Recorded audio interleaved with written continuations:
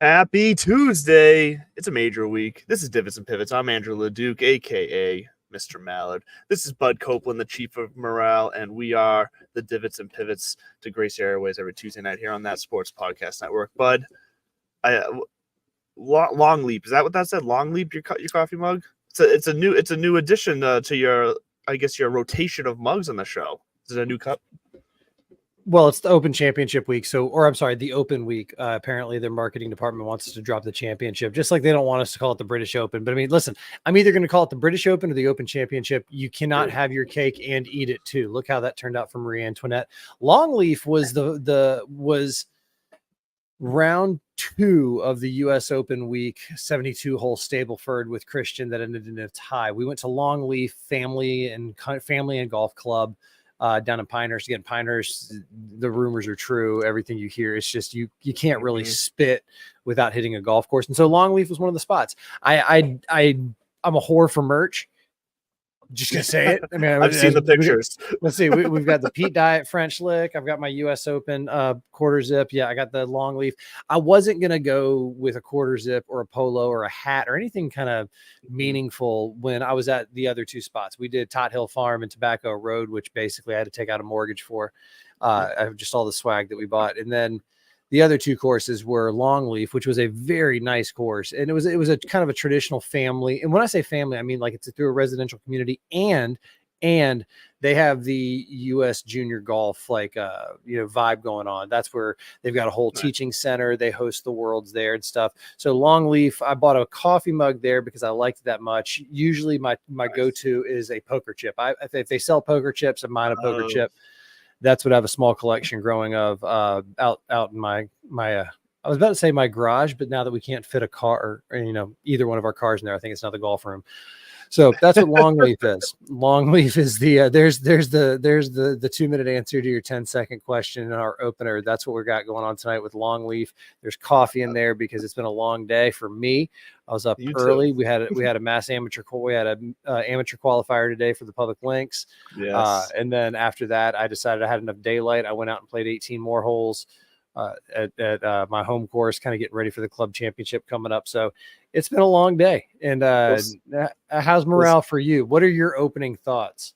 Well, yeah, because I want to hear more about how it went today. So save that for we'll get into that. Minutes here. We'll get into that.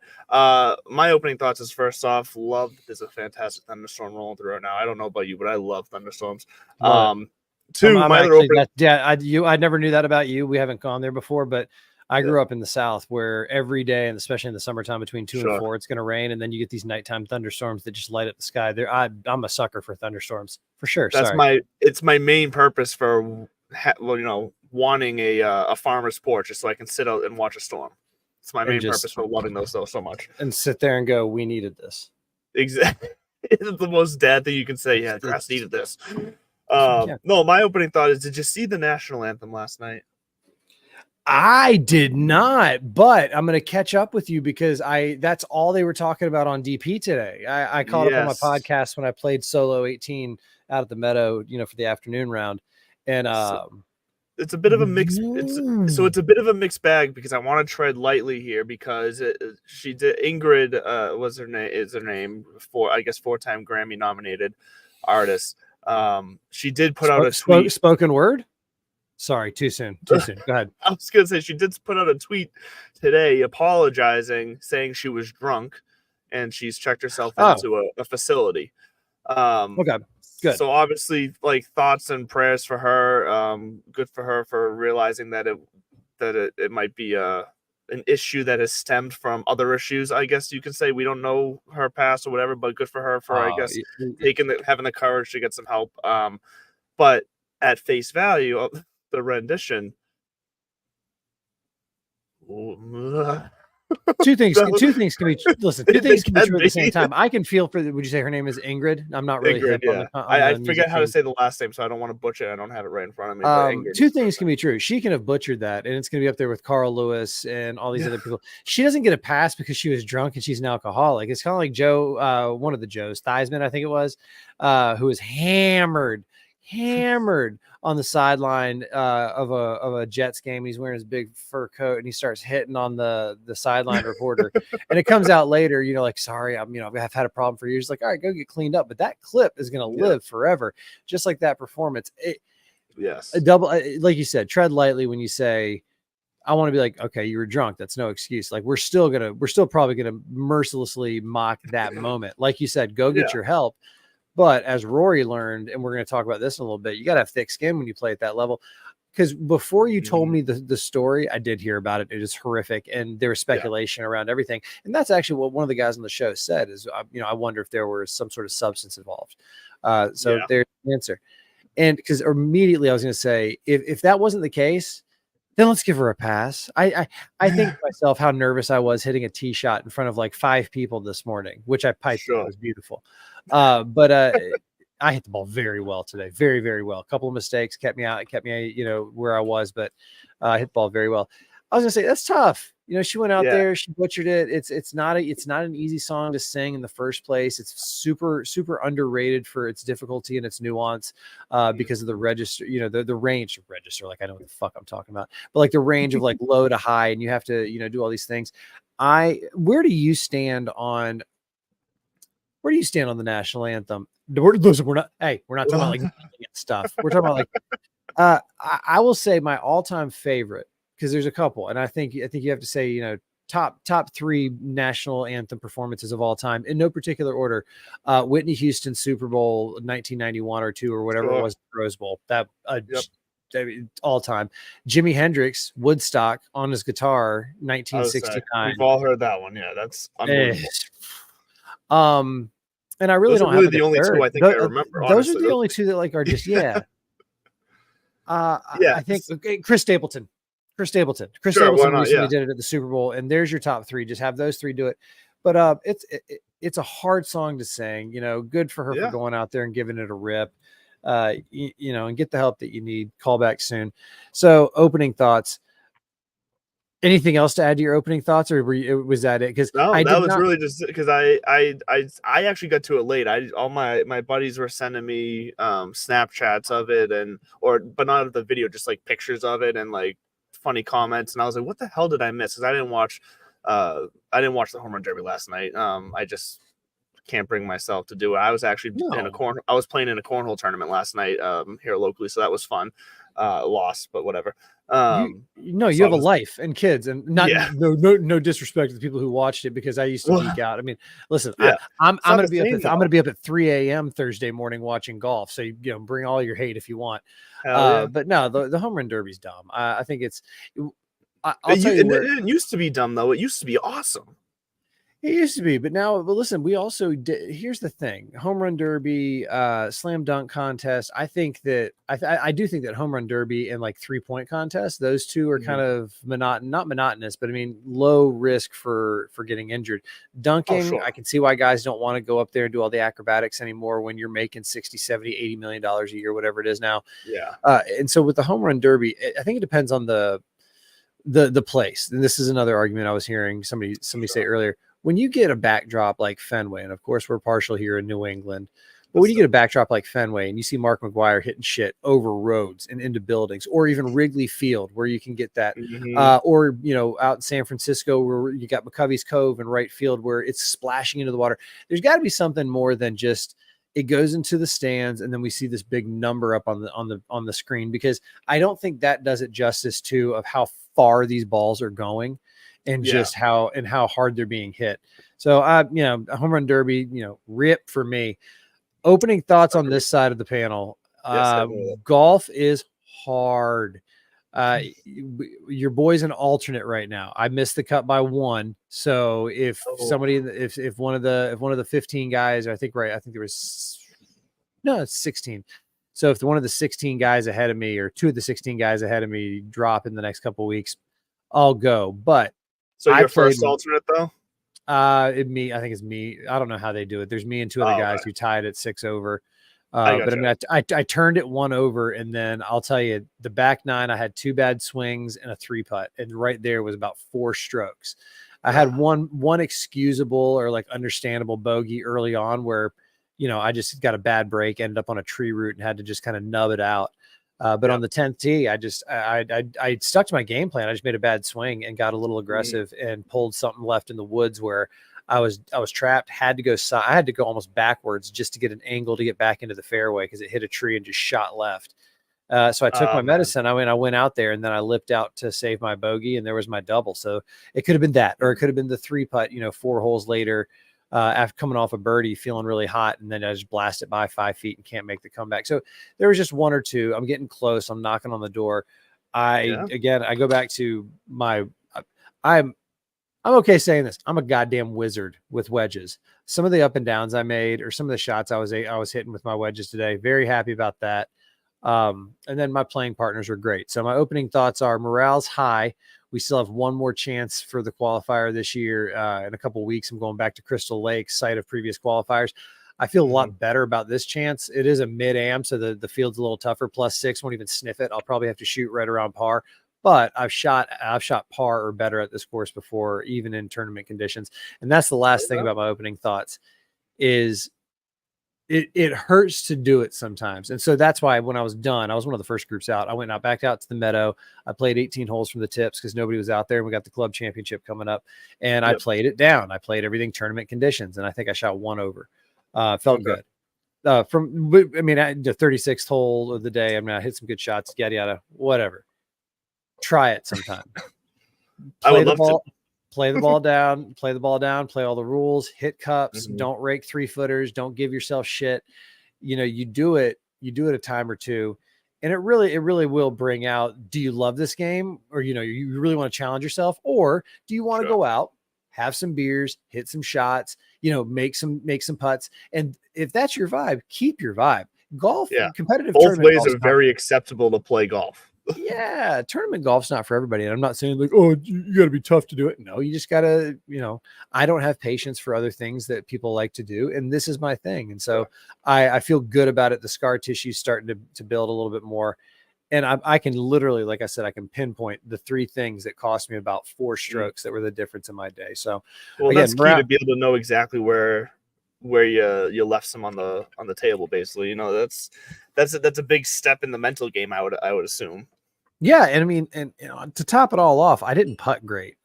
Other than that, it was an awesome day. No, I left. I left probably 4 or 5 birdie putts, just 6 inches short, right in the heart. Oh, and that's so frustrating when you leave them just short, because long you can deal with, but short's like you just kick yourself. I get it. And so you just that's how close it was to being a day. One of the highlights of the day for me, though, shout out Bay State Golf again. I've talked about him before. His name is Sean Melia. I think he's the editor for New England Golf Journal, but he has his own account, Bay State Golf. His goal is to play all 20. There's more than 20 golf courses in Massachusetts, all the golf courses in Massachusetts. But we crossed paths and he was like, "Hey, bud, this bud's for you." And he's like, "Sean Melia, Bay State Golf. Good to see you." So we chatted. Kudos to him. He shot 4 over. He was T10. He's moving on. So, nice. But that was a fun moment for me. I got to act like I was famous for a minute, even though he got recognized in person. Yeah, well, he reached out a couple weeks ago because he was playing a practice round, and unfortunately, I was traveling and I couldn't go.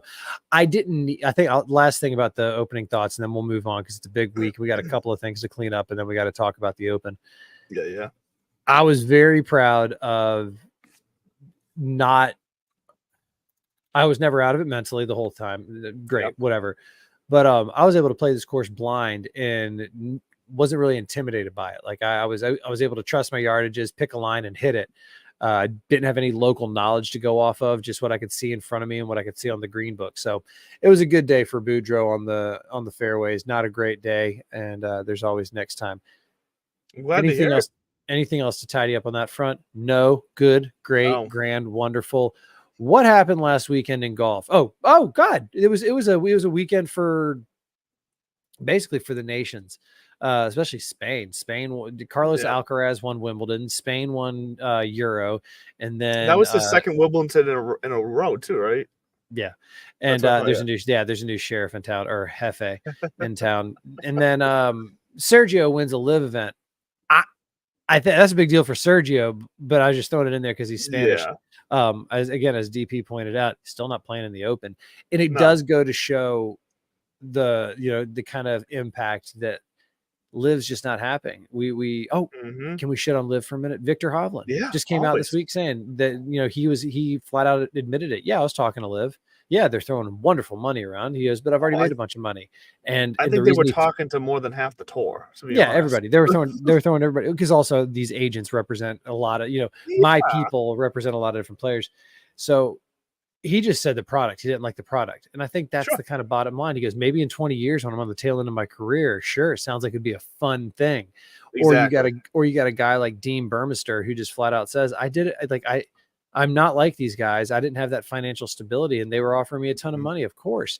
Now, or like Richard Bland, he's cashed in. So I look forward to open week. Glad we got our 2 minutes of Liv. It was Liv Andalusia and whatever. It was at Valderrama that hosted the 97 Ryder Cup.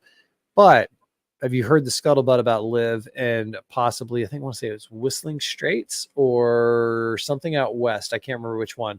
Who's Liv talking to? They're starting to court another kind of big name course. Yeah, no, you're right. And now that you bring this up, I had completely forgot about it. It was a course that Chambers Bay out in Washington, the 2015 U.S. Open won by Jordan Spieth, or lost by Dustin Johnson.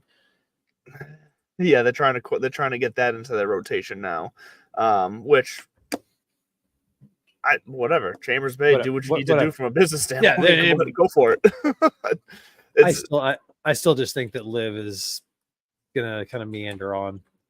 Yeah, and that's the thing. There's enough golf courses that have out there that have been on PGA. Like it's gonna happen. They're gonna be playing in some courses where they used to play at when they were on tour, that the tour has held, major events at.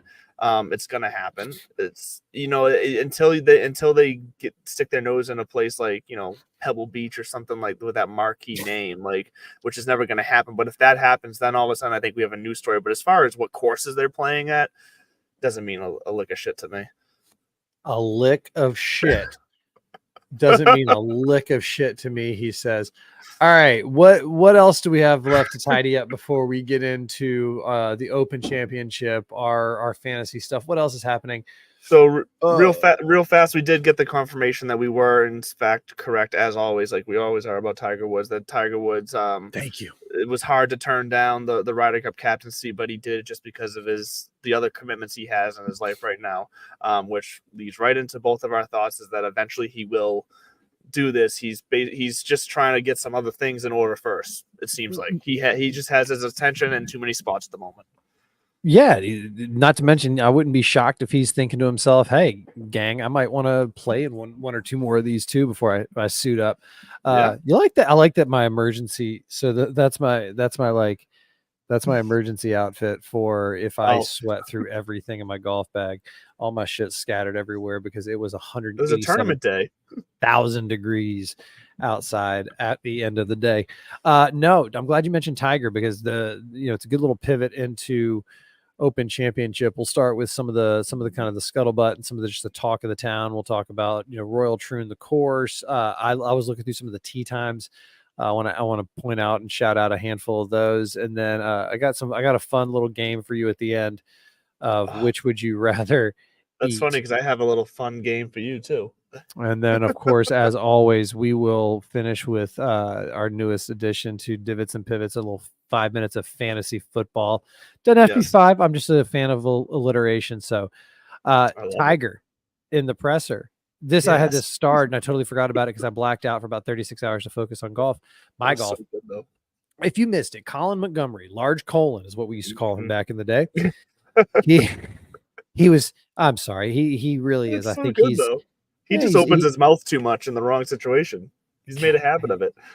Yeah, he talks shit about Tiger, and then Tiger wins the Masters by a million shots.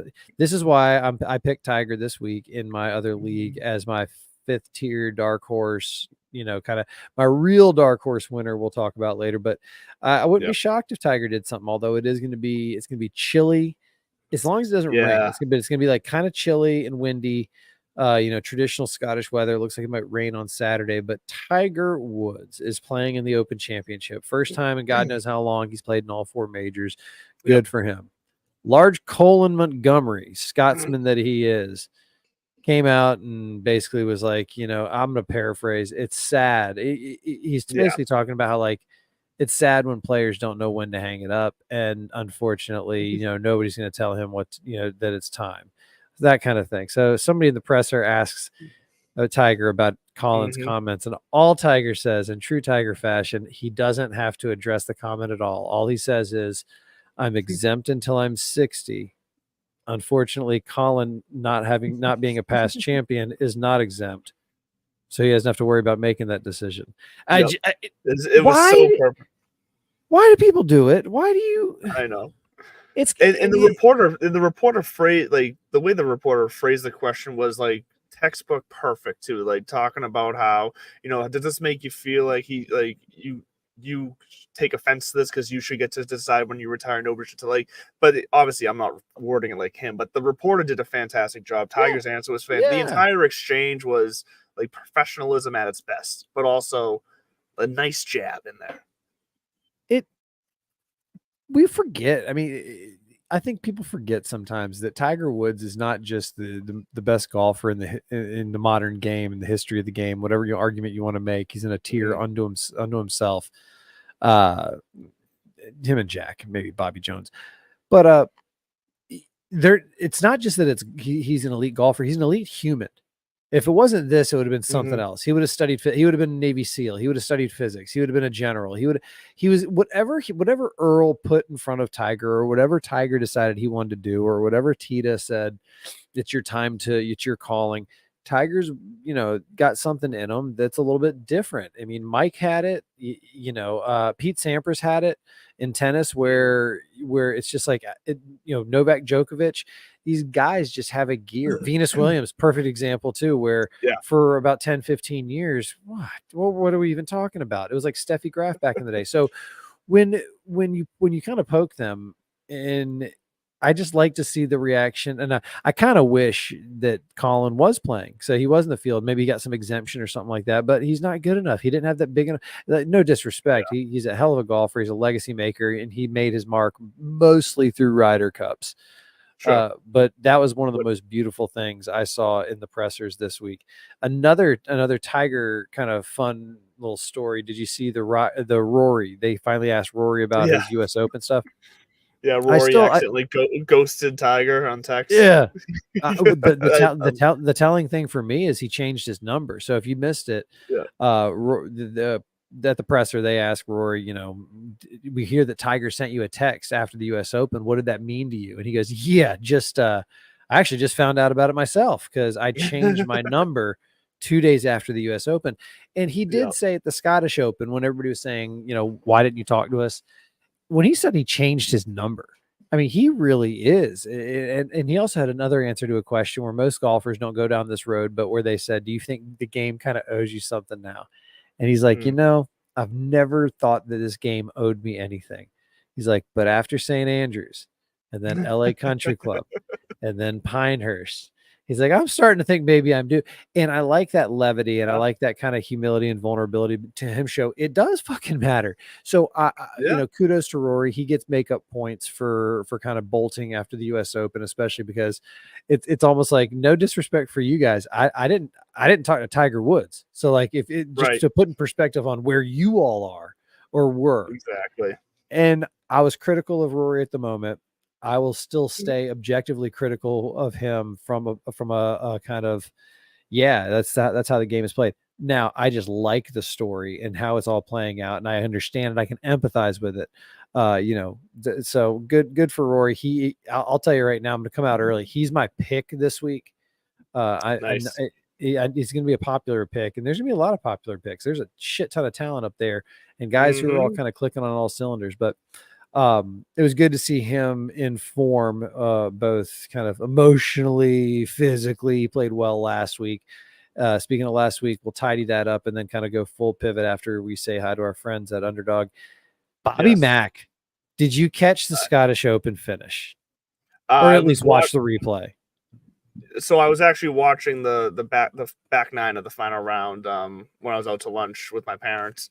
So yeah, I did, and I mean, Aubert, I thought he had it locked in for most of the weekend there, and then all of a sudden he did what he did, and Bobby Mack takes advantage and swoops right in, just like he seems to do when he smells blood. Just like at the Ryder Cup, he just locks in and he gets it done. So, look, Bobby Mack is gonna get himself a major eventually. I am fully convinced of that at this point. Well, and I like that he's kind of doing this. There's certain players who rack up. Matthew Pavon's one of them. He's got the French Open, the Italian Open, like the Australian Open or whatever it is. Rory's got a bunch of in the US and the Olympics. Yeah, I kind of like Robert McIntyre. He's got the Canadian Open. Now he's got the Scottish Open. You know, if he's got is he going to go for I think they need to call it like they're all Commonwealth countries. They're all former or current, protectorates or whatever you want to call it of the crown. Geography teacher. So Bobby Mack, that was a cool story to see. The 20, it's you said Ludwig Aubert. Adam Scott was sitting in the clubhouse with a 2-shot lead. With like 3 to play. I wanted Adam Scott to get it too. I was watching. Too. I was mainly who I was watching in that back nine, and I was like, "Oh man, Adam Scott's going to get this." I was really rooting for that. I just thought it was going to be Aubert that snuck past him at the end, and that just went south. So, but I'm so happy with McIntyre. All right, let's pay homage to our friends at Underdog, and then we'll come back and dig back into the Open Championship. Fantasy Sports Corp and Underdog Fantasy have teamed up to start your fantasy season off in the win column with Best Ball. What is Best Ball? It's quite simply the easiest way to win. No team management, no trades, no waivers. It's their biggest contest ever, and it has only gotten bigger.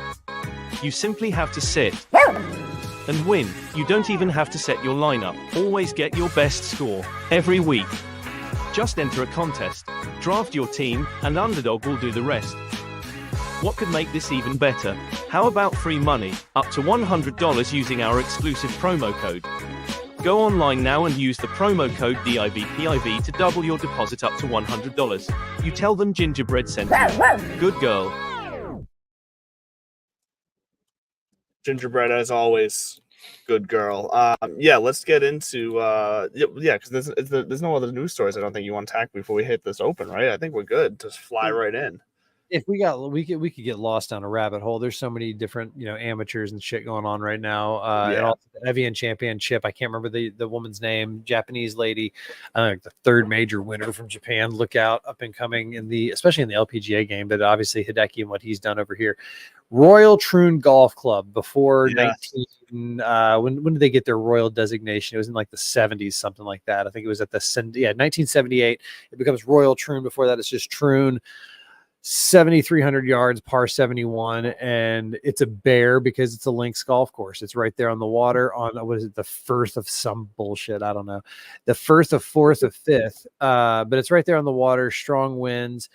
And what's something cool about this course this year, it's going to feature the longest hole in Open Championship history. It's going to be like a 650-yard par 5. The thing is, it's supposed to play downwind. Yeah. So it's supposed to be like, both par 5s, I think on the front are like 590 and 650, and they're both reachable because of the wind and the run on the ball. So it's link style golf to the core. The last time I think the Open was here was like 2016. Henrik Stenson, who, him and Phil went back and forth, 63-65 on Sunday, with the 63 obviously winning and setting a scoring record there. Fun fact, Troon did host the 2020 AIG Women's Open. So, I mean, they've been active recently, especially with the women's game finally starting to get into the Rota. We saw over here with the USGA getting into Pebble Beach, and they're going to Riviera, and they're going to these courses that have traditionally been just for the men's Opens, and you're starting to see that over here with the RNA. So kudos to them. I think aside from the longest hole in history, the par 3 8th is probably what it's most famously known for, the postage stamp green. This is becoming almost a signature that the people are digging it. LA Country Club really went low. I think one of the days it was 83 yards or 79 yards. This thing at its shortest is 99. Stock yardage is 123.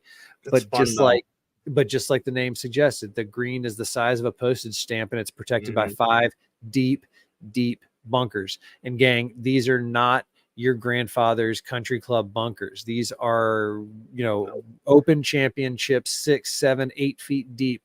bunkers that sometimes it's going to be another one. You guys are going to have to play out sideways. You're going to play out backwards. Well, there's also no flat spots in these bunkers. These things are pretty much all slopes too. Like, I don't know if you saw some of the ones that the clips that Tiger was practicing out of. Like, he looked annoyed and frustrated, but in the way that he was accepting the challenge, where he was also like, "Shit, this is hard." Basically, he said it in better words, but he said this is not a good spot. So I believe it's exactly what he said. Have you seen? It's on the postage stamp hole. The coffin bunker. Literally, it's called a coffin bunker because look up the coffin bunker, and it's because I think at the base it is 6 feet down or whatever, but it's it's just a box. It's a rectangle off to one of the sides where it looks like there's nothing you can do but go out long ways.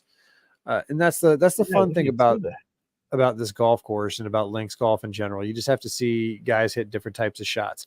I was proud of some of the shots I had to hit today. Go ahead. It's always a good sign when the bunker has a railing and a set of stairs to get into it. Yeah. So you're screwed. So Royal Troon Golf Club, though, nothing really fancy other than like St. Andrews has the history because it's the home, the RNA and everything. This is just another spot on the Rota. It's a private golf club. Now it's up to 45 holes up and down the coast. And so it's their turn, and it has had some good history again. Like we said, the 2016 battle between Phil and Henrik Stenson, who are past champions. So we Todd Hamilton in 2004. Who can forget Todd Hamilton? God knows I did, literally. Justin Leonard in 97. That was a fun Open Championship, besting Jesper Parnevik. Jesper Parnevik used to wear his hat. He was a Swede, and he used to wear his hat flipped up. That was kind of his signature. And then Tom Watson, 1982, he won his fourth here. But yeah, we could go on and on and on. Sophia Popov, last piece, the 2020 Women's Open, that Sophia Popov, that was her first win on any real professional level. That was a big deal. I think she was ranked like 303rd in the world at the time. Somebody can fact check me on that. See, I want to start a new segment on this show where I try to stump you with a random piece of golf history or knowledge or whatever, and see if I can, how many times I get. You remember Stump the Schwab or whatever the title was called on ESPN? Like, yeah. You'll be my Schwab, and I'll stump you with random golf stuff. I'm gonna kick you off with one random fact right here. See if you know this. What's the one thing? Well, maybe not just the one thing, but what's something that's the oldest and youngest to ever win the Open Championship have in common? Say that one more time. So what's something that the oldest person to win the Open Championship and the youngest person ever to win the Open Championship have in common? I'll give you a hint. Huh? DNA. I don't know. I guess, yeah, they could. It's old Tom Morris and young Tom Morris. I'm assuming it's father-son, right? Okay. I couldn't tell by the ages because it happened 1 year apart from each other too, 1867 and 1868.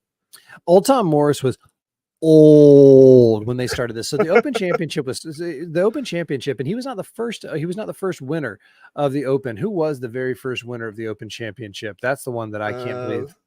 Open Championship winner won. Oh my God, why am I blanking? It's gonna fucking kill me when I see it. I feel like I saw it earlier too. Willie Park Sr. All right, so before the first Open Championship, there was another guy that was bumming around. Can't remember his name, but he was considered the best golfer. Everybody knew it, hands down. This guy was the best. Nobody really kind of contested it. Well, then Bestie kicks it. And that's when St. Andrews sends up not St. Andrews, sorry. That's when they send up the flag, what am I saying? The flare. Send your best golfers over to wherever the Port Rush or Prestwick, whoever Prestwick hosted the first one. We're going to settle this once and for all. And then that's where Willie Park Sr. won it. But then old Tom Morris went on a tear, won like 4 and 5 years, something like that. And then his son won a handful in a row. His son actually is the reason they had to stop. They had to have a break after he won his third consecutive. He got to take the championship belt home, and then nobody wanted to pony up the dough to have a replacement belt. And so they just didn't have a tournament 1 year. It was 1871. They did not have the tournament. Yeah. And they just didn't have a trophy. And so then once they finally kind of came to their senses, The claret jug was eventually introduced, and now there's a couple of claret jugs. The one that you see everybody drinking out of and that kind of stuff, that's not the one. That's the champions one. The original old like that one. Yeah. That one sits at the RNA Clubhouse on display with no patina left on it, and just, that's the old one. No, I just thought that was fun. The fact that they did it 1 year apart, because that's the type of stuff that I don't know without looking it up. But shocker, you knew it. You knew that they were related, and that was the first. That 1968 one was the first one. Yeah, that, like you said, he won 4 in a row, young Tom Morris. So, a little fun fact there. But as you said before, Royal Troon is going to be basically your standard league style course. As far as when we're trying to break it down for the type of things we're looking at here, you're going to want guys who can putt. You're going to want guys who have a good short game. These balls are going to run out on a lot of holes. Wind will play a factor. So there's all the same kind of factors. It's going to be similar to what we were looking at for this past week for the Genesis Scottish Open. So I like the same thing. I like I said, approach, putting off the tee, and short game. I'm sticking to 4 this week. I'm going to narrow it down. I'm sticking to 4. I like the results I got, and I'm calling it. I'm calling it there. That's a good call. Not going to overcomplicate it this week. Another fun British Open thing, because of his performances at the Open Championship, even though Tom Watson has 5, Jack Nicklaus is on a 5-pound British note. I think I brought this up on the show before because I actually have it. It's framed. And he's the only time. It's the only time that the Royal Bank of Scotland ever issued a banknote displaying the image of a living person that's not part of the royal family, and it's an American golfer. So you just kind of, but that kind of history goes back. I mean, that's why when Bobby Jones came over, he won over the crowd. Like, he won over the gentleman and the crowd with his performance. And then they kind of took him in, they make him honorary members. That's where he gets the idea for everybody having green jackets, because he liked how everybody was wearing matching jackets over here. And so there's a kind of a long history. Tom Watson, again, winning 5, almost 6, a couple of years ago at the age of 59. And then obviously with Jack, what he's done, Tiger has a huge reverence for this. He's won a handful, and I'm telling you, man, it's just the way he's talking, the confidence that he's building, and he's very aware. He's not going to set a bar for himself, but he does say every time when I go out there to compete, to win. I say Tiger's a good bet to make the cut this week. I feel like it too. But he would not shock me to win. I said Rory's my pick to win, and I know we're going to go through our 9 in a couple minutes, but I will say that my dark horse winner, Cam Young. Look out for Cam Young, because he's been knocking, he's racking up those runner-up finishes in general. But one of those close calls was at the Open Championship recently, and he's a shot maker. And you got to be creative at Open Championships. You're not going to guys who just hit stock golf shots or whatever. They're not gonna, you're not gonna really compete, because the elements are going to take over. I'm very curious to see how Bryson performs around this place. Because you talk about somebody who's all about just angles and lines and just, boom, all you have to do is calculate it. And he's no longer the bomb and gouge, bomb it, find it. He's got that club. He can still bang it out there if he needs to, but with his 3D printed, forgiving, curved face, I say look out for Bryson, because he too can play. I've never seen it, so I don't really think he has the kind of acrobatics that maybe Tiger does with his short game, or even Justin Thomas or Jordan Spieth, those guys who are kind of artists around the greens. Bryson doesn't strike me as that kind of guy, but that these guys can all hit the shots. He's probably like, I just don't need to. So I'm curious to see, because his swing also lends itself to just hitting these fucking long bump and runs, or because of his length, if the wind's not bad, he can get it up there or ride the wind. So look out for Bryson too. I mean, it's going to be a chalky week. Last year, I think Brian Harman kind of came out of nowhere last year, and really he did it by catching lightning in a bottle with his 65 that was 8 strokes better than the. It really was just that average. One day, and then he just then he just played a nice, controlled, safe game from there. He had the one round. Yeah, last year was also. The weather last year was brutal, wasn't it? Like pouring the entire time too. Like last year was a funky Open. Well, and that's it. That's all you have to do is really kind of, I don't say it's all you have to do, but Yeah, I know what you mean, though. you know, it is about not stumbling when other people stumble. And Tiger even said that. They were asking him about his majors and, you know, which one stings the most or what. And he's talking about, the one where Y.E. Yang came back and beat him in a PGA championship. He's like, I had the lead. He's like, and I just made stupid mistakes. I mean, again, I feel like good. Not that it's all about me. I'm not so disappointed in my round and missing it today because I didn't make any just poor decisions. I just made a couple of swings where I wasn't fully focused and made bad swings, and I had a 3-putt. I mean, and that's the level, the kind of line of demarcation. So, you know, me, Tiger, basically going through the same struggles. Yeah. What else? Come from the same cloth. Something I noticed real quick, and I want to walk through some of these tee times with you because Sure. If you're a sicko like me, I've never asked this. Are you a morning person? Like, what time do you wake up in the morning? I'm usually up early. Like, I'm usually starting to wake up, 5-ish. So I get more done in the morning than I do in the afternoon. So I try to get going. So you and I are basically we're stereotyping. Yeah, I'm the same way. I'm best time of day. Nobody's around. You can get stuff done. Exactly. So, show up at the grocery store, knocking on the door for them to open so you can get it in and out. Yeah.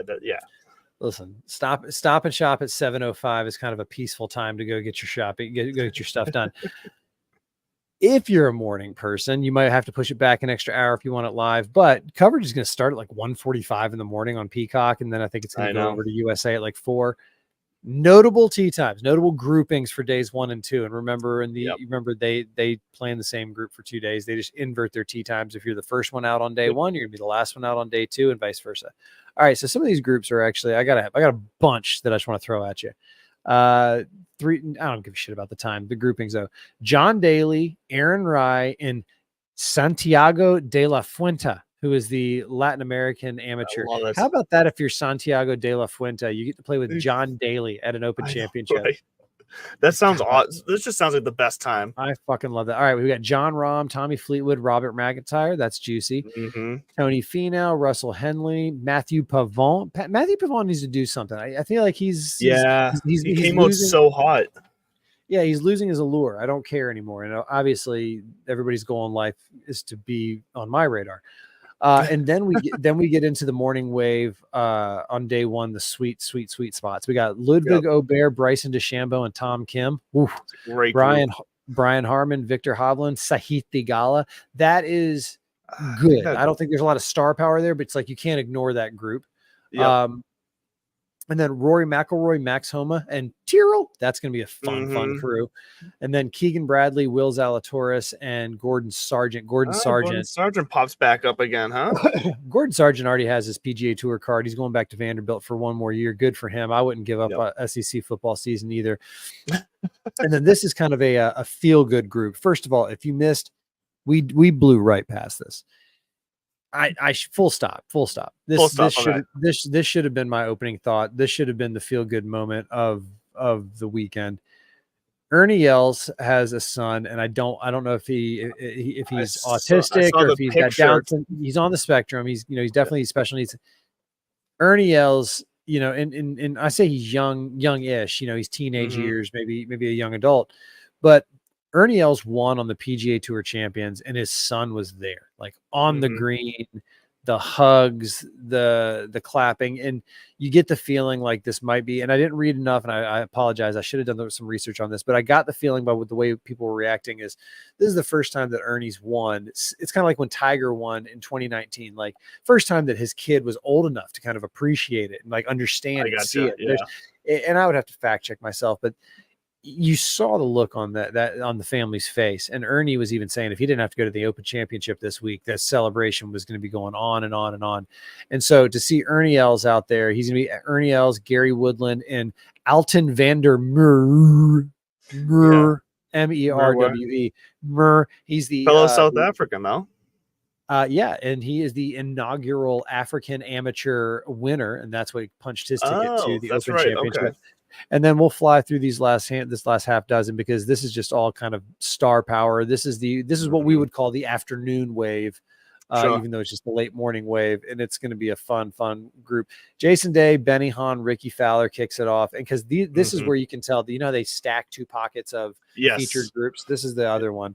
Phil Mickelson, Dustin Johnson, and Just Luton, who is just a DP World Tour top 30 guy. That's how he got in. Phil Mickelson, Wyndham Clark, Hideki Matsuyama, and Brooksy. That's sneaky good. I feel like that's like the sternest zenist group in the world. Yeah, that's one. So honestly, that's one where they're not going to get a ton of camera time because there's not going to be much happening other than just straight quick golf. I don't think because I don't think, well, Hideki's not a quote unquote quick golfer. He's not Patrick Cantlay, but he's not Brooksy. And Wyndham takes his time too. So it's going to be hilarious to see. I say the over. Actually, you're right. So I don't know how good Hideki's English is.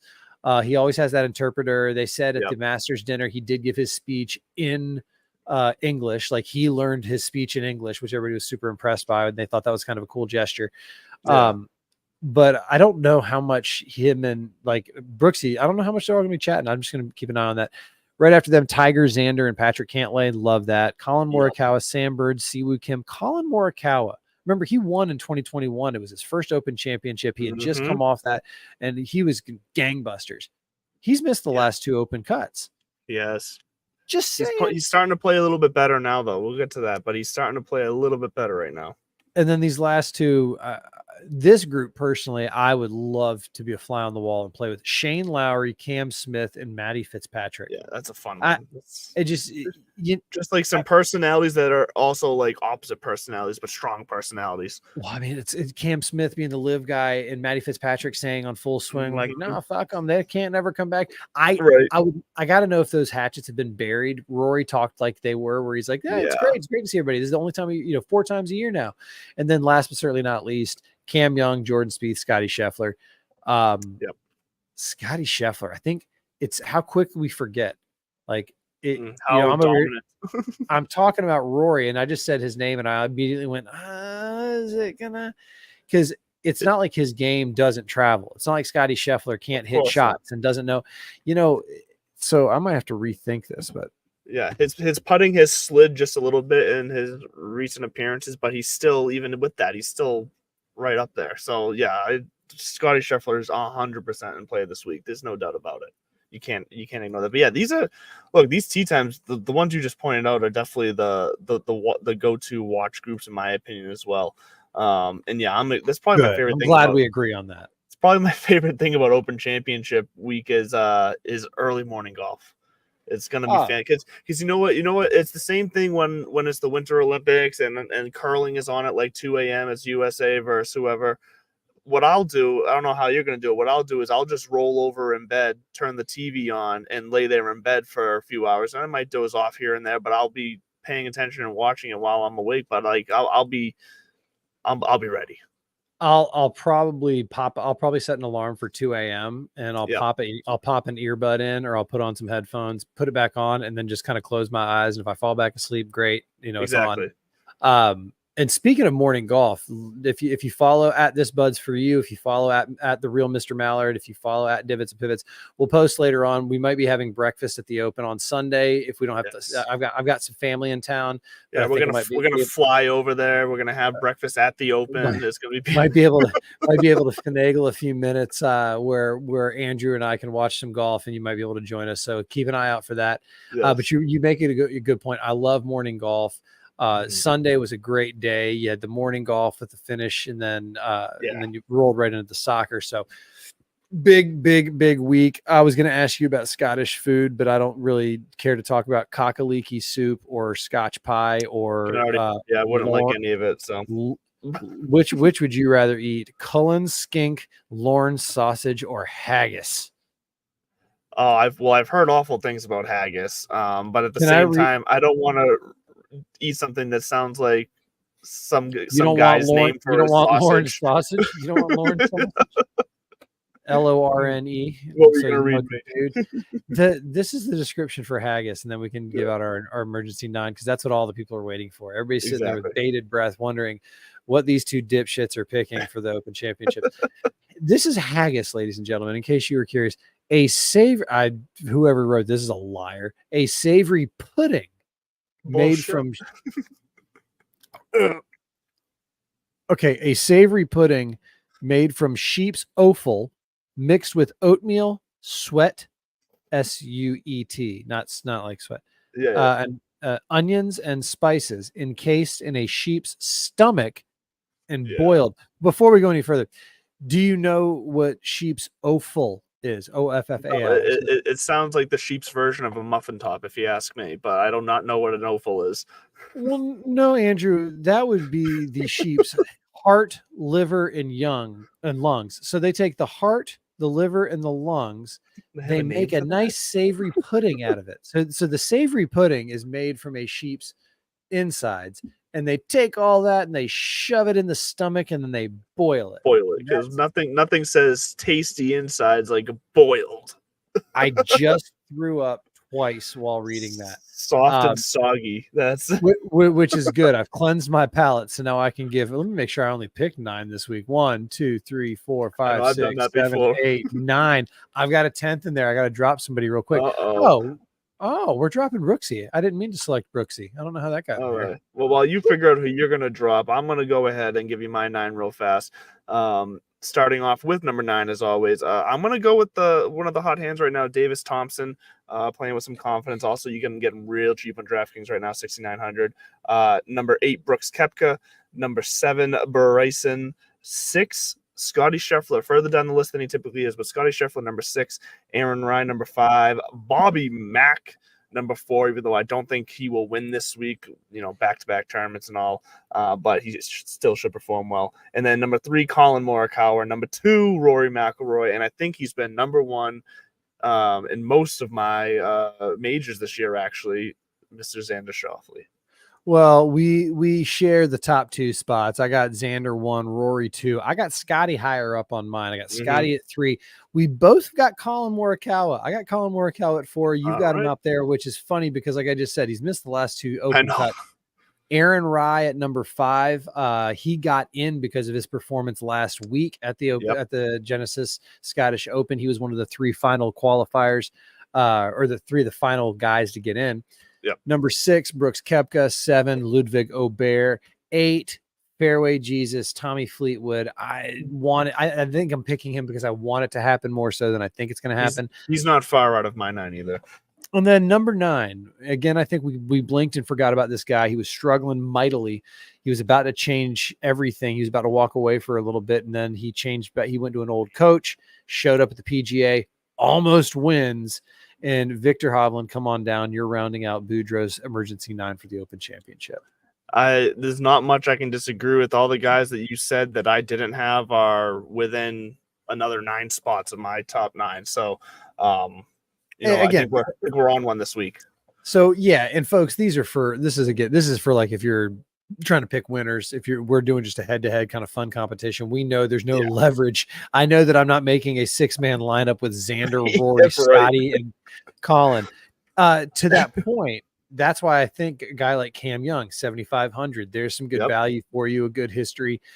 Jordan Spieth, 7,900 as well, former champion, and he can at any moment catch lightning in a bottle over there. So there's definitely some value out there. Your boy Davis Thompson, 6,900. Why not give him a look? I mean, he won recently, I took the Davis Thompson putting tip, and it's actually helped me with my pace. I need somebody to teach me how to read greens. My pace was incredible today, and as I was short 6 inches, every single fucking time. No, but my lagging was on. I was pinned high with just about everything. So, but I took the little metronome. It's a 1, 2, 3, 4. You look at the hole, back at the ball, take it back all the way through. And having some sort of repeatable mantra also takes any kind of thought process out of it. Of like, all right, it's a 15-footer left to right. Nope, just line yourself up and then let your hands do the work. That's what she said. And then I still say be leery of leaning too much into the live guys because unless you're one of the winners. Sergio, obviously not here, but Tyrrell Hatton won recently. Brooksy still has that dog in him, even though I'm not. I didn't pick him in my other league. I think I went with Ludwig Aubert. I went with in my tier 1 pick. So there it is. There's the emergency 9. There's the open championship. We will have breakfast on Sunday, or we'll have coffee or mimosas. Did you say you are child free this weekend? This weekend is my child free weekend. Yes. God. Yes. Then you might have to bust out the smoker jacket and some morning cocktails. That sounds fantastic. About that time will be when I'm ready to start drinking alcohol again. So have you been on the wagon? Your boy had a rough Sunday night totally by accident. So tell me. So taking the week off. As you know, I got 20 years of drinking out of my teens and my 20s. And then another 20 years out of my 30s. And so I hung it up, but I still like living vicariously. Did you fall ass backwards into getting fucked up? Or let me rephrase that. Pardon me. Sorry for cussing. What were you drinking? So I was just drinking rum and lemonades, honestly. But apparently, pause. It's a nice summer drink. I was just drinking rum and lemonades. That's not a summer drink. That's a hardcore. That's a hard drink. That's liquor. I love when people are like, I was just drinking, bourbon and ginger ale. I'm like, by the way, every one of those little lemonades is, if you're hand pouring, is probably 2-3 shots of alcohol. So tell me more. Well, so that's where the accidental part happened was my last drink, a cup bigger than this cup here. So this is a normal size cup. I had like a double size cup. An American size cup. Yeah. Just wasn't paying attention and filled half the damn thing with rum and then just threw the lemonade in it. And Anna just looks at me and she goes, "You gonna stop?" I went, "Oh yeah, look at that. I didn't mean to do that." And then I drank it. And let's just say at some point I ended up jumping up on top of the coffee table, belted Meatloaf out at about 11 o'clock at night. So which song? Which song was it? I don't even remember. I don't remember which song it was. I just know it was Meatloaf.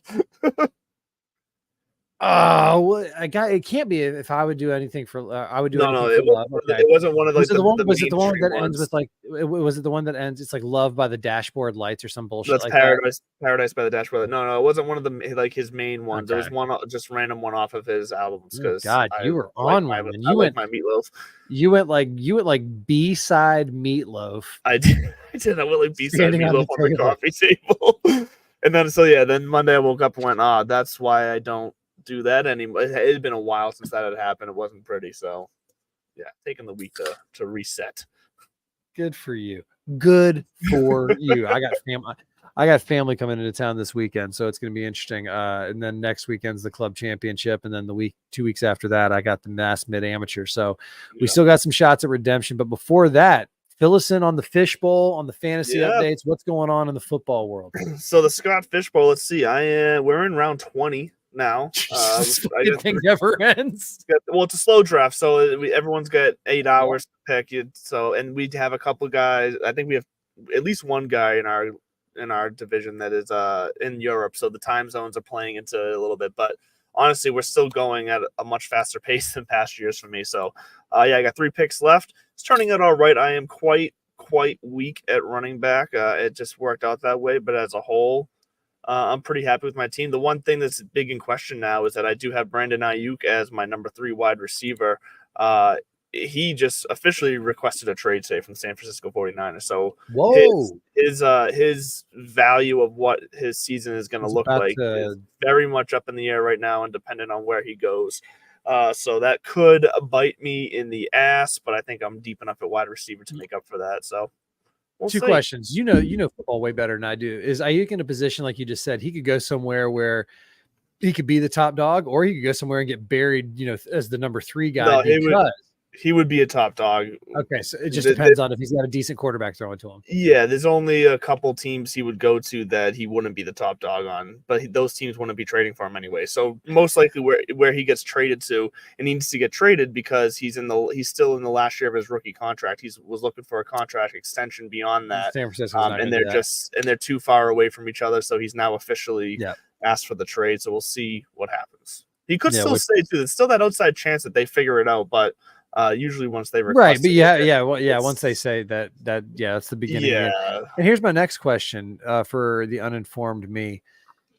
It sounds like the running back in NFL is dwindling in importance for the teams. Where okay, so How then, from a fantasy football perspective, does the running back become like kind of like back in the day? Kickers were just like you just picked one up on the waiver wire every week. I know guys who never would carry a kicker. They're just like, why waste that? Like, I'll just grab one the night before every week. I'll just find a good matchup and grab it. Is that what's going to happen to the running back? It very so it wouldn't get that drastic. You'll have your McCaffrey, your Saquon Bar. You'll have a handful of those guys, but then by and large, these are going to be like committees. But they already are committee, so that eats into there's no like there's no Nick Chubb anymore. Nick Chubb's not even Nick Chubb anymore. There's no bell cow backs anymore, but there's these committee backs. So it's basically now either they have to be guys that catch the ball or they have to score a lot of touchdowns. Other than that, if they're just rushing the ball and getting yards, it's not going to cut it. So now the trick is always finding the one or two guys in the committee of 3 on every team. So you end up with more running backs on your team because you have to take more chances. Is basically what it looks like now. This is the next evolution of divots and pivots because the one thing that both sports have in common, they're measured in yards. All right, land this plane. There we go. That's a good point. That will do it for us. The thunderstorm is over here. We brought you the thunder and the lightning tonight. That's going to do it for us on this Tuesday night.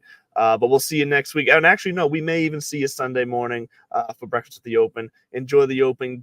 Go have fun on DraftKings, on Underdog, on FanDuel, whatever it is you play. We love you guys. Stay classy. See ya.